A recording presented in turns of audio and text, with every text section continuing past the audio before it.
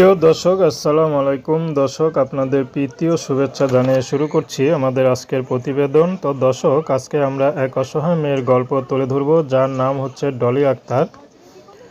ডলি আক্তারের বিয়ে শাদী হয়নি। ডলি আক্তারের বাবা মা সবই ছিল, কিন্তু হঠাৎ করে বাবাটা বিয়ে করে আলাদা হয়ে যায়। তো শেষমেশ ডলির মা ডলিকে অনেক কষ্ট করে বড় করে। তার মধ্যে তার ছোট একটা বোন আছে। তো ডলি আক্তার এখন বড় হয়েছে, মার দুঃখ কষ্ট বুঝে ডলি আক্তার একটি এলাকার মধ্যেই একটি চুরি কসমেটিক দোকানে চাকরি নিয়েছে। সেখানে বেতন পায় মাত্র ৩-৪ হাজার টাকা। তো সেখানে বেতন বেশি না। তো সেই টাকা দিয়ে কোনো মতে তাদের দিনকাল চলে। তো তাদের খুব কষ্ট হয় চলতে। এখনকার যুগে ৩-৪ হাজার টাকা একদম পানির মতো চলে যায়। তো কি করবে, কিছু করার নাই। মেয়ে মানুষ পড়াশুনো শিখে নাই যে ভালো একটা চাকরি করবে। তো বাবাটা ওই দিক দিয়ে তাদেরকে দূর দূর করে তাড়িয়ে দিল, তাদের দেখে না। তো যাদের মাথার উপরে ছায়া নেয় তারা এই দুনিয়াটা কত কঠিন সেটা বুঝতে পারে।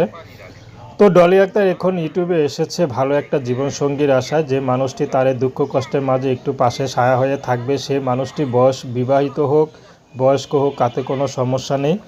ডলি আক্তার তাকে বিয়ে শাদী করতে রাজি আছে। ডলি আক্তারের ব্যক্তিগত কোনো পছন্দ নেই। ডলি আক্তারকে পছন্দ করে যে ভালোবেসে কাছে টেনে নেবে, ডলি আক্তার তার কাছেই যাবে। তো দর্শক, প্রেম ভালোবাসার সাহায্য সহযোগিতা বিয়ে শাদী করা একান্ত আপনাদের ব্যক্তিগত ব্যাপার। আসুন আমরা ৫ ওয়াক্ত নামাজ পড়ি, দেশের সেবা করি। আসসালাম।